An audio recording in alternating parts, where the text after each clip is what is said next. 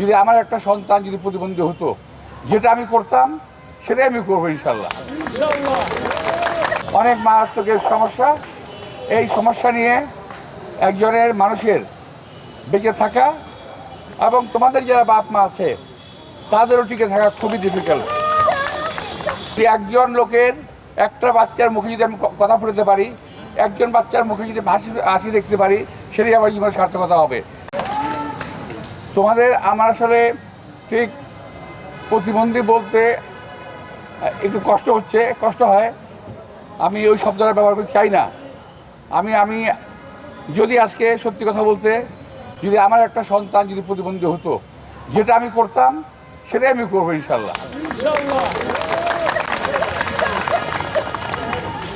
তোমাদের সমাজে প্রতিষ্ঠিত হওয়ার জন্যে, তোমাদের জীবনের স্বাচ্ছন্দ্য আনার জন্যে আমাদের যা করা দরকার, একজন মানুষ হিসেবে আমি উপলব্ধি করে ইনশাল্লাহ নির্বাচনের পর আমরা সেই ব্যবস্থা শুরু করবো ইনশাল্লাহ। তোমাদের দাবি দাওয়া দিয়েছ, এতে তোমাদের হবে না, তোমাদের আরও অনেক প্রয়োজন আছে যেগুলো তোমরা লিখতে পারো নাই। এর প্রয়োজনটা আমরা বুঝি, তোমাদের প্রয়োজনটা আমরা বুঝতে পারি এবং তোমাদের কষ্টটা আমি আসলে বুঝতে পারতাম, কিন্তু অন্তর দিয়ে অনুধাবন করতে পারি নাই। আমি খুবই দুঃখিত প্রার্থী। আমি আজকে বুঝতে পারছি তোমাদের সমস্যাটা কত মারাত্মক। দেশের মানুষের দৃষ্টিশক্তিকে সুরক্ষিত রাখার প্রত্যয় নিয়ে এলো সেফ এলইডি লাইট। অনেক মারাত্মকের সমস্যা, এই সমস্যা নিয়ে একজনের মানুষের বেঁচে থাকা এবং তোমাদের যারা বাপ মা আছে তাদেরও টিকে থাকা খুবই ডিফিকাল্ট, খুবই কষ্টকর। সুতরাং তোমাদেরকে আমরা কখনোই সমাজের বোঝা হিসেবে ভাবতে চাই না। আমরা চাই তোমরা আমাদের সমাজে একটা করে সম্পদ। আমরা তোমাদেরকে প্রতিটি পরিবারের একজন সম্পদ হিসেবে আমরা গড়ে তুলতে চাই, ইনশাআল্লাহ গড়ে তুলব। তোমাদের সবাইকার সময় যে কোনো অবস্থায় আমাকে তোমার স্মরণ করবো ইনশাআল্লাহ।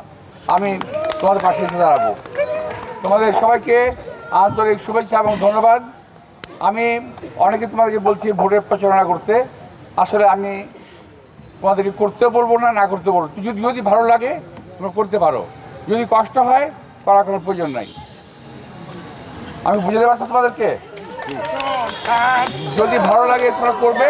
আর তোমরা আমাকে যে সমর্থন দিয়েছ এটা আমার জন্য অনেক বেশি। তোমাদের সবাইকে আন্তরিক শুভেচ্ছা এবং ধন্যবাদ।